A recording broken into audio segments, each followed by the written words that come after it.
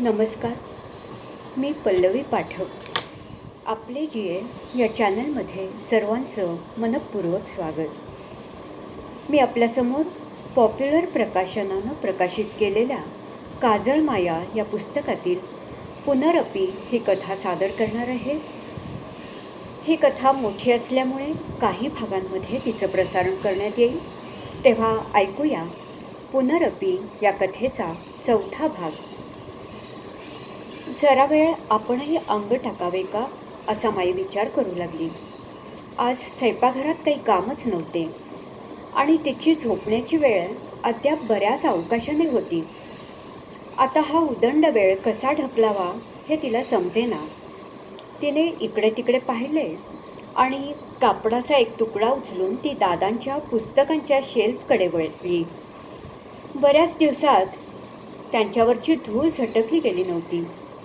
तिने त्याच्यावरची धूळ पुसली, दादांच्या टेबलावर कापड फिरवले आणि मांजराच्या हिरव्या डोळ्यासारखा दिसणारा पेपरवेटचा गोल पुसून इतका स्वच्छ केला की तिने तो समोर धरताच डोळ्यात प्रतिबिंब दिसावे त्याप्रमाणे त्यात तिच्या चेहऱ्याची आकृती उमटली.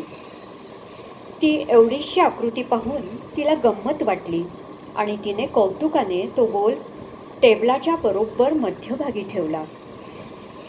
दवतीत शाई नव्हती आणि टाकाचे टोक गंजले होते, पण 5-10 मिनिटात दादा खुर्चीवर येऊन बसणार आणि कुरुकुरु लिहू लागणार असल्याप्रमाणे तिने दौत टाक पुसून व्यवस्थित ठेवली. शेल्फच्या खालच्या खाण्यात इतर 25-30 पुस्तके बुरसट होऊन वेडीवाकडी पडली होती. तिने त्यातली 4-5 पुस्तके उचलली आणि त्यावरून कापड फिरवता फिरवता त्यांची नावे पाहिली. लालन बैरागीण, समाजकंटक अथवा वेणू, नारायणराव आणि गोदावरी. लग्न होऊन घरी आल्यावर या घरात प्रथम वाचलेले हे पुस्तक. त्यावेळी त्यातले प्रसंग आठवून तिला रात्रभर मधून मधून हुंदके येत होते. शशांक ही एक भव्य कादंबरी. तिच्यातील विलक्षण भविष्यकथन. नंतर विलास मंदिर. विलास मंदिर हे नाव पाहताच तिचे हात थबकले आणि तिला कामाचा विसर पडला. अंधारात हाताला एकदम एखाद्या सापाचे जिवंत वेटोळे लागावे त्याप्रमाणे तिच्या मनात भीती चमकून गेली.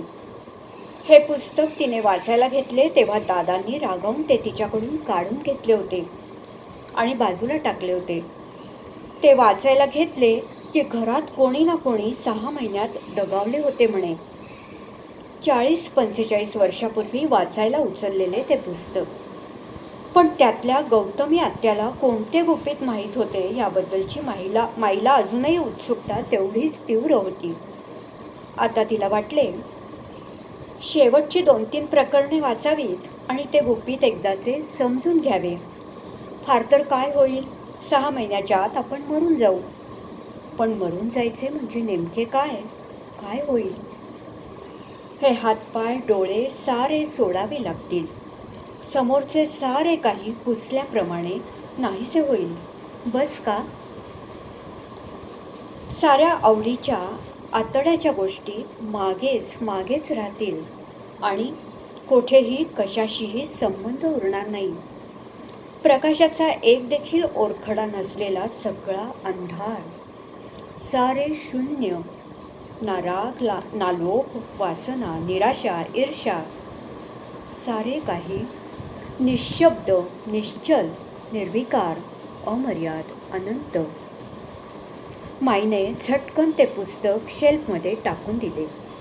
परत तिला वाटले मी मरणाला भेणार नाही. माझे सारे काही बहरून वाढले आहे. आता माझी आसक्ती तरी कसली उरणार आहे? शिवाय इतके मृत्यू मी पाहिले आहेत की आता मरणाला भ्यायला मी एखादी परकरी पोरगी थोडीच आहे. पण माईने असे जरी असले तरी स्वतःला सावरण्याचा प्रयत्न केला होता. तरी तिच्या हातापायात कंप भरला होता. तिचा हात पुन्हा पुन्हा पुस्तकांकडे वळला नाही. ती हलक्या पावलांनी जायला वळली. पांघरून पुन्हा विस्कटलेले दिसले म्हणून पुन्हा ते सावरण्यासाठी ती दादांकडे वाकली आणि एकदम चरकून मागे सरली. दादांकडून काहीच हालचाल नव्हती. त्यांचे अंग आखडल्यासारखे झाले होते. माई खुळ्यासारखी पाहतच राहिली. दादांचा एक हात पलंगाखाली लोंबत होता आणि चाळीशी खाली पडली होती. माईने बेभानपणे त्यांचे तळवे चोळले. ऊन कडक पाण्यात कापड भिजवून चेहरा छाती पुसून पाहिली. पण दादांचा आता कसल्याच बाबतीत हट्ट उरला नव्हता. गुडघे मुडपून माई मटकन खाली बसली. तिचा ऊर भरून आला, पण डोळे कधीच आटून कोरडे ठणठणीत होऊन गेले होते. तिला वाटले, उद्या दुपार संध्याकाळपर्यंत सारी पोरे गोळा होतील हे खरे, पण ते होणार हे सारे संपून गेल्यावर. एवढा गोकुळासारखा गोतावळा, पण हे सगळे संपले मात्र एकाकीपणाने, कोणाला काही न सांगता. आणि ते एकाकीपणेच पाहण्याचे आपल्या नशिबी आले. आता देखील माईला अपराधीपणाची जाणीव पुन्हा टोचू लागली. ताईविषयी ह्यांना सांगितले नसते तर कदाचित येथे आयुष्य वाढले असते. ते कशावरून? असल्या गोष्टी घडायच्या वेळी घडतच असतात. त्या काळाच्या शाईने कायमच्या लिहून ठेवलेल्या असतात. हे जे घडणार होते ते याच वेळी घडणार होते. उलट त्यांना जर आपण ताईविषयी सांगितले नसते तर भाबडेपणातच त्यांना आयुष्य संपवावे लागले असते. ही हुरहुर आपल्या आयुष्याला कायमची चिकटली असती. पण इतक्या दिवसांच्या एकत्र आयुष्यानंतर यावेळी त्यांनी आपल्याला निदान एक हाक तरी मारायला हवी होती. नुसते कोपऱ्यापर्यंत जाऊन यायचे असले तरी माणूस काहीतरी सांगून जाते. आणि यावेळी मात्र या बिनपरतीच्या प्रवासाच्या वेळी त्यांना एक शब्द बोलायचे कसे सुचले नाही की आपली पाठ फिरली असताना त्यांनी आपल्याला हाक मारण्याचा, काही खून करण्याचा प्रयत्न केला होता. माईला तो क्रूर विचार सहन करवेना. बोहले, झगमगीत कपडे, बाळणपणे, बारशी, मुलांच्या लग्नातील वराती, सासरी जाताना मुलीने मारलेली ओल्या चेहऱ्याची मिठी, नातवंडे, या साऱ्यांना घेऊन तिच्या आयुष्याची एक मिरवणूकच कशीदा काढलेल्या चंद्रकळेच्या पदरासारखी तिच्या डोळ्यासमोरून सरकली. तिची मान खाली गेली नि साठवलेली वाळू एकदम अटकाव तोडून ओघळू लागावी त्याप्रमाणे ती कोरडे हुंदके देऊ लागली. तिला जाग आली ती सारे अंग अवघडून गेल्यामुळे. डोक्यात खण पडत असल्याप्रमाणे बद्दड आवाज होत होता आणि मिरचीचा हात लागल्याप्रमाणे डोळ्यांच्या कडेने आग आग होत होती. माई उठली आणि पलंगाकडे न पाहता बाहेर आली. सांध्या सांध्यात ठणकारा असलेली हाडे उजाडेपर्यंत कोठेतरी पसरून द्यावीत अशी एकच दमलेली भावना आता तिच्यात उरलेली होती. तिचे नाव चढून वर आली आणि चाचपडतच तिने अंथरुणावर अंग पसरले. हाडांना आता निवांत आधार मिळाला होता आणि तिला त्यातल्या त्यात बरे वाटले. पण काही केल्या डोळ्याला डोळा मात्र लागेना. अंधाराच्या गडद पडद्यावर निरनिराळी चित्रे सरकत होती. कोणाचेही ओठ हालत नसताना कानात शब्द घुमत होते आणि गळा मध्येच चोंदल्यासारखा झाला होता. त्यातही एकच प्रश्न सारखा समोर येत होता, आता देसायांकडे कळवायचे तरी कसे? बाहेर अंधार तर दाटून राहिला होता. वाऱ्याची झुळूक आली की अंधाराचीच पाती थरथरल्यासारखी वाटत. अंधाराच्याच शेंगा खडखडत एखाद्या अजस्त्र काळ्याच घुबडाने पंख पसरावेत त्याचप्रमाणे जळवेलाने आवरलेल्या आंब्याच्या फांद्या धडपडत. एवढ्यातून गेटाकडे जायचे या कल्पनेनेच माईच्या अंगावर काटा आला. मग पाठवायचे तरी कोणाला? या वाटेने तर आता रातपाळीच्या गुरख्याखेरीज कोणीसुद्धा येणार नाही. पण गुरखा म्हणताच एकदम एखादे ओझे उतरल्याप्रमाणे माईला जरा हायसे वाटले. दणादणा काठी आपटीत नाल मारलेले बूट बळवीत हा गुरखा रात्रभर हिंडे आणि रात्री बेरात्री बंगल्यासमोर उभा राहून माईजी म्हणून कर्कशपणे ओरडे.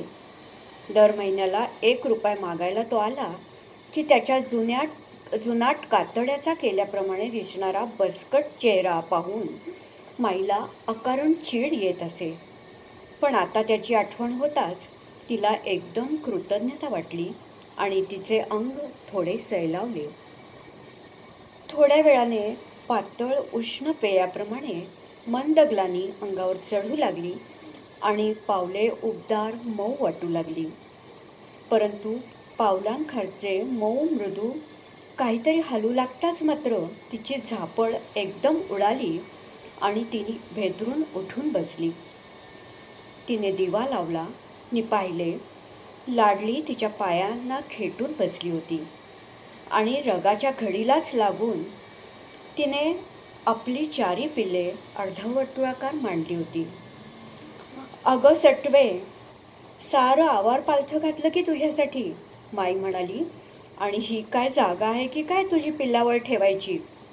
एकदम सगळ्याचा तात्पुरता विसर पडून माई थोडी हसली नि दगड हलवताच खाली गवताची कोवळी पोपटी पाती दिसावीत त्याप्रमाणे तिच्या मनात कोमल आपुलकी जागी झाली.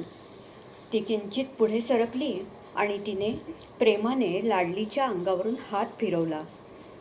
दादांची आठवण होताच माईचे हसणे तत्काळ करपल्यासारखे झाले. दादा, आता त्यांच्या बाबतीत कसले हसू किंवा कसल्याच वेदना उरलेल्या नाहीत. खाली एक माणूस संपून गेले आणि येथे 4 नवे करकरीत जीव जगण्याच्या ईर्षेने धावून पुढे आले आहेत. आणि या खेळात आपण कुठे आहोत बरे? दादांच्या हद्दीत की या पिल्लांच्या बाजूला? माईला आता एकदम लाडलीचा विलक्षण संताप आला. तिला वाटले, सटवे, अगदी पांढऱ्या पायाची आहेस बघ. तुझ्याविषयी त्यांनी 2दा चौकशी केली तेव्हा तू कुठे मसणात जाऊन बसली होतीस कुणास ठाऊक. आणि आता तुझ्या पिल्लांना जागा करून द्यायला त्यांना स्वतःला बाजूला सरकावे लागले. परंतु माईचा संताप फार वेळ टिकला नाही. कोणतीच भावना तोलून धरण्याइतके त्राण तिच्यात उरले नव्हते. तिने लाडलीच्या अंगावरून निर्जीवपणे बोटे फिरवली. त्या हताश हालचालीत सारे काही स्वीकारल्याची मूक कबुली होती. या घरात पिल्लांना जागा करून द्यायला दादांना बाजूला सरकावे लागले असेलही. पण कुणाच ठाऊक, दादा काय आपण काय, आम्ही जन्माला आलो त्यावेळी कोणीतरी बाजूला सरकले असेल. ते कोणीतरी जन्माला येताच आणखी कोणीतरी सरकून जागा करून दिली असेल. आपला डोळा लागला होता हे पाहून माईला शरमल्यासारखे वाटले. एवढ्यात जर का हा गुरखा येऊन गेला असेल तर? तिने घड्याळात पाहिले. त्याची यायची वेळ अद्याप आलेली नव्हती हे पाहून तिला हायसे वाटले. तिने लाडलीला बाजूला केले. आता पुन्हा झोपेने झापड टाकू नये म्हणून तिने एक उशी भिंतीला टेकवली आणि तिला टेकून बसता बसता दिवा घालवला. आता दूर कुठून गुरख्याच्या काठीचा आवाज ऐकू येतो की काय याकडे तिचे सगळे लक्ष लागून राहिले आणि ती त्याची वाट पाहू लागली. आता अंधारावर घड्याळाच्या टिकटिकीचे थेंब पडू लागले होते. एखाद्या जपमाळेत मध्यभागी मोठा मणी यावा त्याप्रमाणे त्यांच्यात मध्येच अर्ध्या तासाचा ठोका पडून जाईल. माईला प्रथम वाटले हा आपल्या मनाचाच खेळ आहे. पण नंतर तिला जिन्यावर आवाज पुन्हा स्पष्टपणे ऐकू येताच बसल्या बसल्यास तिचे अंग बधीर झाल्यासारखे झाले आणि उरातील धडधड एकदम फुटल्याप्रमाणे कानाभोवती आपटू लागली. जिन्यावर कोणीतरी हलक्या पावलांनी चढत येत असल्याचा आवाज येत होता. आवाज हळूहळू वर आला आणि जिन्याच्या टोकाशी स्थिर झाला. माई क्षणभर गप्प होती. तिचे सारे अंग निर्जीव झाल्याप्रमाणे असहाय्य पडले होते. पण कापसात चरकीचे बी असावे त्याप्रमाणे त्यात धडधड मात्र जाणवत होती. मोठ्या निश्चयाने तिने हात सरकवला आणि दिवा लावला. आता प्रकाशात कोणीतरी काळा कभिन्न केसाळ माणूस हातात कुऱ्हाड सुरी घेऊन यमदूताप्रमाणे उभा असलेला दिसणार असे तिला वाटत होते आणि त्या कल्पनेने तिचा घसा कोरडा पडला होता. पण जिन्याच्या टोकाशी तिच्याकडे स्थिर नजरेने पाहत आणखी एक मांजर उभे होते. काजळ तेलात कालवून त्याला माखल्याप्रमाणे त्याचा रंग चकचकीत काळा होता आणि लहान हिरव्या हांड्या प्रकाशात असल्याप्रमाणे त्याचे हिरवट डोळे गोल स्थिरतेने चमकत होते. माईच्या मनातला ताण एकदम ओसरला. जिन्यावर आवाज ऐकताच आपल्या मनात काय काय कल्पना आल्या आहेत हे आठवून तिला हुळहुळल्यासारखे झाले नि ती हसली. शेवग्याच्या वाळलेल्या शेंगा खडखडल्या. हे मांजर अगदी नवे होते आणि पूर्वी कधी पाहिल्याचेही माईला आठवत नव्हते. म्हणजे मालक एकंदरीनं आपला नवा संसार पाहायला आले आहेत तर, ती स्वतःशीच म्हणाली. पण ती देखील एक मांजरीच आहे हे ध्यानात येताच मात्र माई सरकल्यासारखी झाली. ज्या मांजरीच्याही पोटाचा आकार भरदार गोलसर दिसत होता. माईच्या मनात पूर्वीची भीती पुन्हा जागी झाली. पण आता तिला प्रचंड भीषण अनामिक भूताप्रमाणे आकार आला होता. एखाद्या विशाल गुहेत अगदी कोपऱ्यात अंग चोरून उभे राहावे त्याप्रमाणे तिचे सगळे आयुष्य अगदी एवढेसे होऊन बचावासाठी पवित्रा घेऊन राहिल्याप्रमाणे झाले आणि माई डोळे विस्फारीत त्या मांजरीच्या हिरवट डोळ्यांकडे पाहतच राहिली.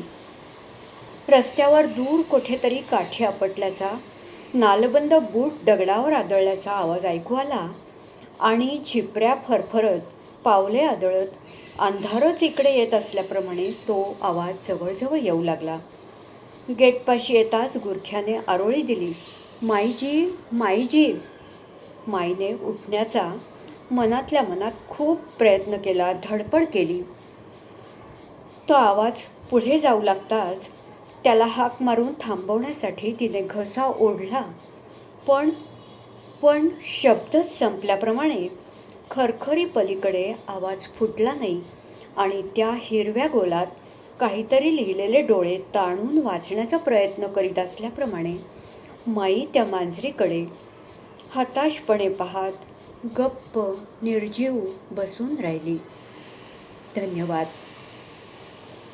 एक सूचना, आपण आमचे चॅनल सबस्क्राईब केले नसल्यास जरूर सबस्क्राईब करा, लाईक करा, शेअर करा आणि हो, आपल्या प्रतिक्रिया द्यायला विसरू नका. आम्हाला त्या प्रतिक्रिया चॅनलवर सुद्धा द्या. धन्यवाद.